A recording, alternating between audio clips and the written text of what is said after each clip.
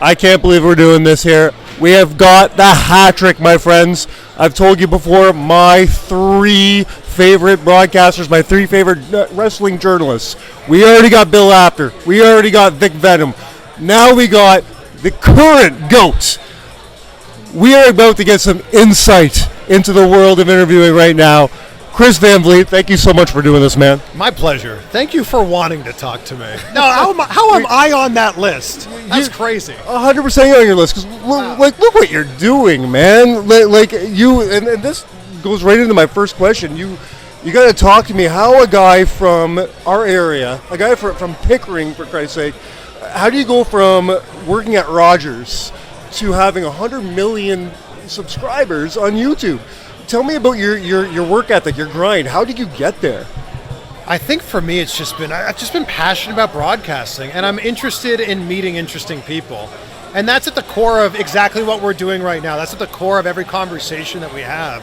So for me, it was just like, how could I try to maybe, possibly, hopefully, find a way to do this for a living one day? And I kind of just chased after it, and one small thing led to another. It was like volunteering at 91.5 The Beat in Kitchener, volunteering at Rogers Community 20 in Kitchener. Then 570 News in Waterloo said, we don't take on volunteers. How would you like a job? And I was like, hold on, you're going to pay me to do things on the radio? It's just come from like, I love doing this, and I'm so fortunate that I still get to do it. Speaking of the grind, I can't believe you're doing this right now. I would expect you to be resting right now because you have a big weekend next week. What are your plans next weekend? What does your WrestleMania week look like? WrestleMania week is so packed, and there's so many different shows, so many different events going on. That's it. Wow. Look at this, and a run-in from the X Division champion. Wow! You saw it here, guys. Thank you. I'm fueled on C4 energy. Woo! So me and you for the X Division title. Yes. Okay, you heard it. I heard it right here. It's such a busy week, and it's funny. I'm going to put this away, by the way. It's funny because WrestleMania week is simultaneously the best weekend to try to get content because everybody's in town, and it's also the worst week because everybody's in town doing something. Yeah. So you're trying to just get a sliver of somebody's time. Right. So I'm going to be going to SmackDown, WrestleMania, a lot of the indie shows. I'm going to be part of Sam Roberts, not Sam-O-Mania at the Comedy Store, the iconic Comedy Store. So, and the other cool thing is stuff just pops up, right? Someone will be like, hey, what are you doing in an hour? Do you want to do this thing? You're like, yes, I do. Yeah. So just going to kind of fly by the seat of my pants and see what happens. 100%. I hope WrestleMania comes back to Toronto one of these days. It has to. So that we can do that because I'm not going to LA this weekend. I'll tell you that. I'm not Chris Van Vliet. I'm not going to LA. But when they come back to Toronto. What do you got against LA? My bank account doesn't like LA. My bank account doesn't like living in LA, okay? Jeez. So walk me through this process. Now you got a lot of huge interviews behind you. Big interviews. Not just in the wrestling world, in the movie star world, in the wrestling world. What's your research process like, especially when you're going against someone like The Undertaker? How do you research? How do you prepare for somebody like that? With The Undertaker in particular, he's done a lot of interviews recently. I was trying to do something to get something out of him that he hadn't answered before. That's hard, yeah. So I listened to a lot of the recent interviews. He had a great interview with Ariel Helwani, who's so good at getting amazing content from people. I listen to a lot of interviews. I'll also look at I type their name into Google. Here's a little tip. I type their name into Google, and I'll see what news stories are coming up. And sometimes it's like speculation about this person or rumors about this person. I'm like, oh, that could be a good thing. Maybe they could clear the rumor up here. Yeah. Or I'll type their name into YouTube, and I'll see like the suggestive results, like The Undertaker, and then you see the other auto suggestions. I'm like, ooh, if a bunch of people are asking about that, or asking Google about that, or YouTube about that, I should ask about that. So it kind of starts with that, and also just getting a timeline of their career. Okay. What did they do 30 years ago? What did they do 25 years ago? What were the pivotal moments? And then just trying to ask questions either they haven't been asked before or ask it in a different way that they haven't been asked. Right. From a personal standpoint, how cool was that? The Undertaker, man. I mean, I know you've been a fan your whole life. Pretty cool. Right? That was pretty cool. Well, what was that like? Do you get nervous anymore? Like, does that still happen for you? Were you nervous going into something like that? I had I have a nervous moment before a big interview like Right. The Undertaker or The Rock or recently with George Clooney and Julia Roberts, where it's not like, oh my God, I'm meeting so-and-so. It's, I only have with The Undertaker 20 minutes. I'm just nervous. Can I get everything I want to get in those 20 minutes? And, you know, is the technology going to work okay? That's more of what I'm nervous about. At the end of the day, these are just supremely talented people that chased after their dream. But they're just people, right? Right. And so I'm remembering when I'm going into these situations that they're just a person who chased after this dream. I'm a person attempting to do the same myself. Absolutely. Sure, I haven't accomplished half of what these people have accomplished, not even 1/3 of it, or one tenth of it. But it's cool to be able to go, man, they're just another person, so you got to talk to them like they're a person. 100%. And that's what we try to do. Speaking of chasing your dream, we as of last week, we've been doing this for 3 years now. We just hit our anniversary. Hey, happy anniversary. Thank you. Big news for us. But in those 3 years, you know, we've only been doing interviews for about 2 of those years. We already have a couple that we're like, we wish we could get a do-over. Do you have any of those? Do you have any, like, one interview you're like, I wish I could do that again? Yeah, like I've got a lot where I want to do them again because that person's just awesome and like they've got this infectious energy that just like oozes out of them. Yeah. And then there's some where I'm like, maybe it just wasn't our best day.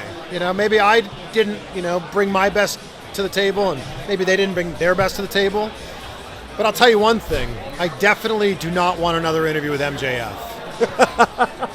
I don't think I want a first interview with MJF. He's the worst. So people ask me about that all the time. When's your next interview with MJF? Never. No. F that guy.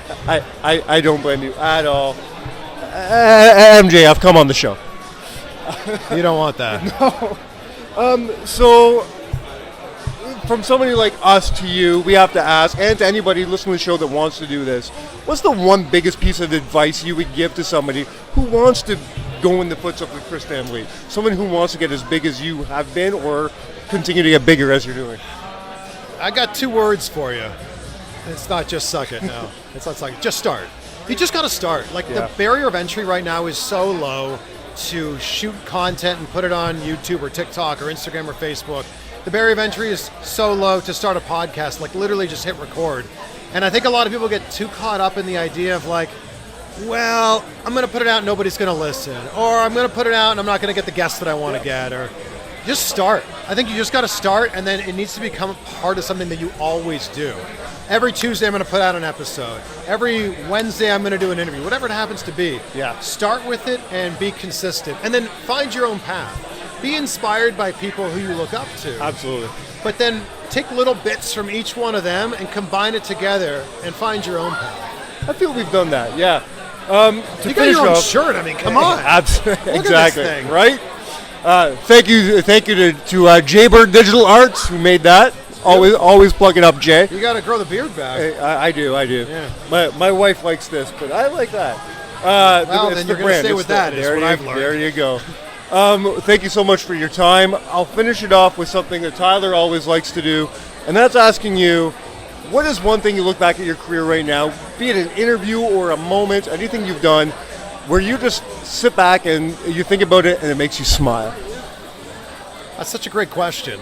And I think for me, it's just, and I've been starting to do this more frequently, is appreciating the moments as they're happening. Yeah. Because you can never get a moment back ever again. Exactly. I think the first time I stepped onto the red carpet at the Oscars was a really cool moment. Like, I got to cover the red carpet of the Oscars, and like the carpet is a certain color of red, and like the Oscars are right there.